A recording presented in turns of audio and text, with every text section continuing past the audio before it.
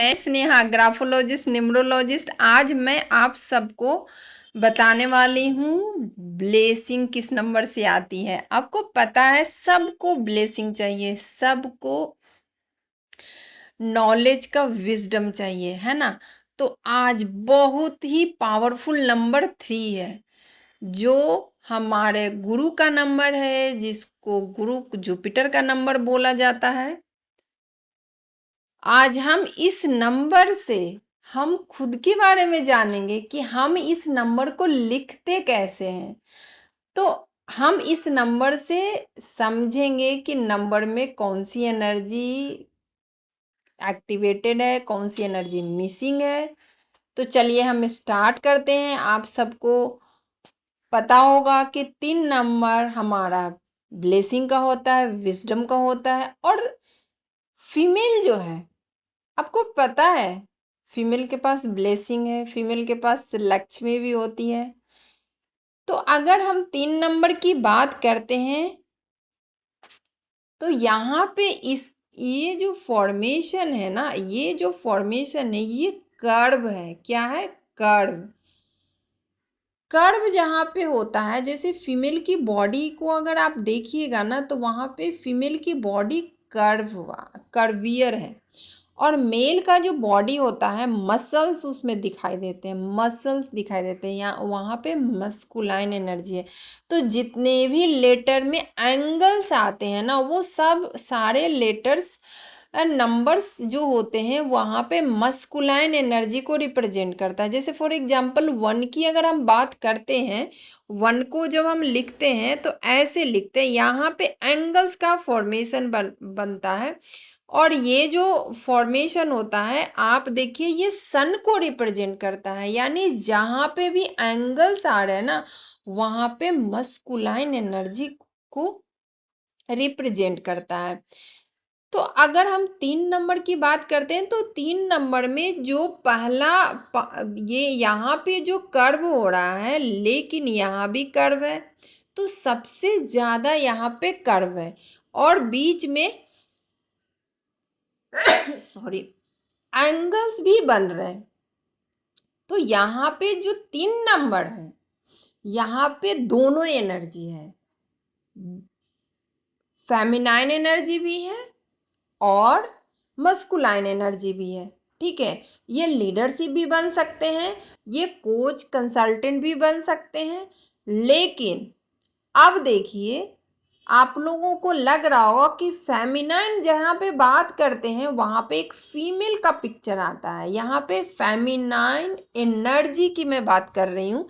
Feminine energy वो energy है जहाँ पे आपको बैठ के कोई भी चीज साधना, समझ रही हैं, मतलब बैठ के कोई भी एक काम अगर कोई कर सकता है तो वो वहां पे फेमिनाइन एनर्जी एक्टिवेट होता है। मस्कुलाइन जहाँ पे मसल का यूज होता है, जहाँ पे बॉडी एक्शन का यूज होता है, वहां पे मस्कुलाइन एनर्जी एक्टिवेट होता है।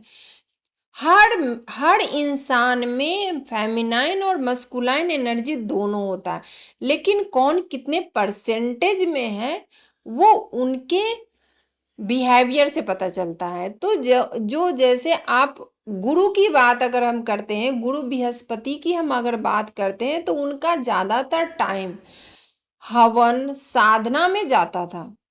तो यहाँ पे जो साधना है वो फेमिनाइन एनर्जी है। आपके अंदर अगर फेमिनाइन एनर्जी मिसिंग होगी तो आप बैठ के एक ही काम को बार बार नहीं कर सकते हैं। फॉर एग्जाम्पल, हर फीमेल को एक ही काम हर रोज करना पड़ता है, फिर भी वो करती है।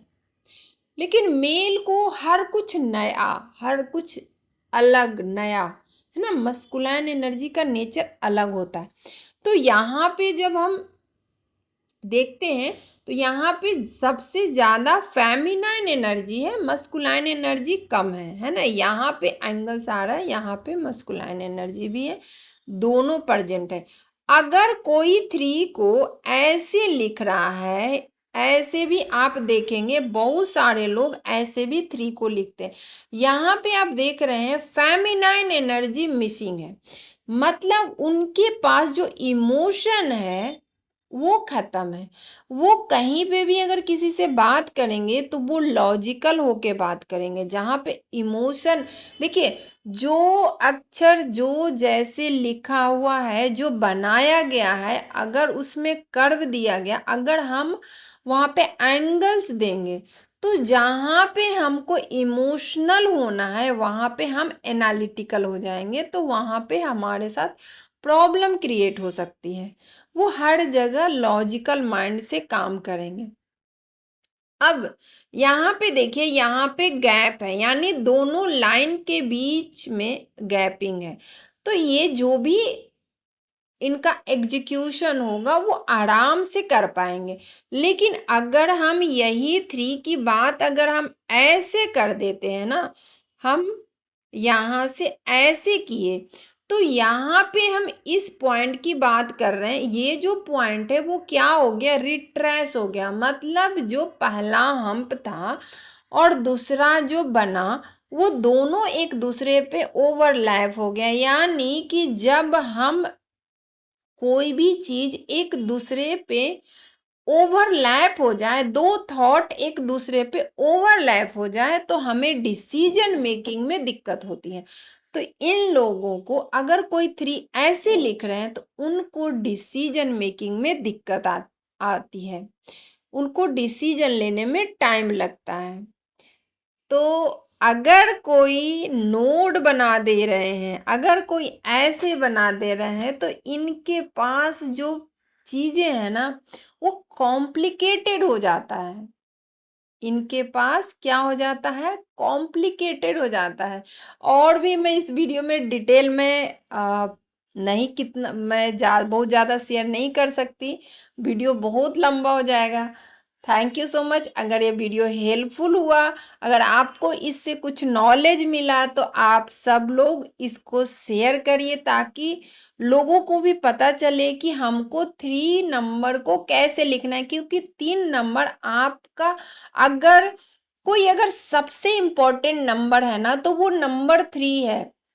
और बृहस्पति जो ग्रह है ना वो सबसे भारी प्लानेट है, वो वो उनका जो 3 घरों में दृष्टि है, अगर हम कुंडली की बात करते हैं तो 3 दृष्टियां होती है। वो अपने घर से 5th घर को देखते हैं, अपने घर से 7th घर को देखते हैं, अपने घर से 9th घर को देखते हैं। और वो सेकेंड हाउस जो हमारे वेल्थ का जो होता है उसके कारक है। तो जो वेल्थ है ना, बिना गुरु के ब्लेसिंग का नहीं आ पाता है। तो थैंक यू सो मच। आगे और भी मैं ऐसे ही वीडियो बनाती रहूंगी। Thank you.